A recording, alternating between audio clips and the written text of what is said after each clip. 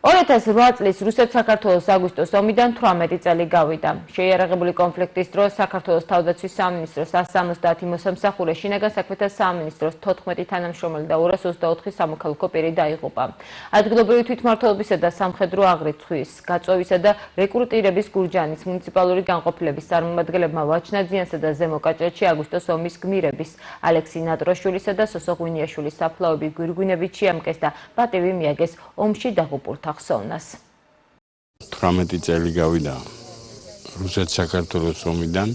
დღემდე ჩვენ დღესაც ტრადიციულად ამოვედით და შევამკეთ ალექსი ნატროშვილის საფლავი ყვავილებით. ეს დაუვიწყარი ტრაგედია და იმედი მაქვს, რომ ამ ბიჭების სისხლი ესე უქმად არ ჩაივლის და საქართველო დაიბრუნებს თავის ტერიტორიებს, გამთლიანდება და იქნება ერთიანი და მძლავრი საქართველო. Დრო ყველაფრის მკურნალია, რომ ამბობენ, დრო დედის გულში ვერაფერს ვერ განკურნავს, ისევ ის ტკივილია და უფრო მეტი მონატრება. უბრალოდ ტკივილთან ცხოვრება ვისწავლეთ, მეც და ჩემმა ოჯახმაც. და ესე ვაგრძელებთ სიცოცხლეს. თქმა უნდა, იმათი, ვინც ჩემ შვილთან ერთად დაეცა ბრძოლის ველზე,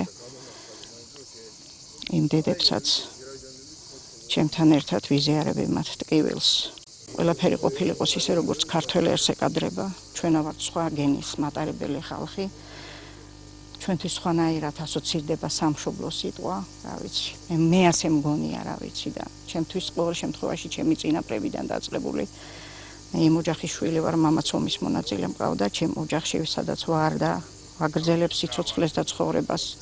ამ ოჯახშიც დაკარგული ყავს ომში ადამიანები და ჩვენთვის სამშობლო ასე ასოცირდება, რომ ის არის ჩვენი ერთადერთი, რისთვისაც უნდა ვიცოცხლოთ. პირველი არის სამშობლო, უპირველესი და მერე ჩვენი დანარჩენი.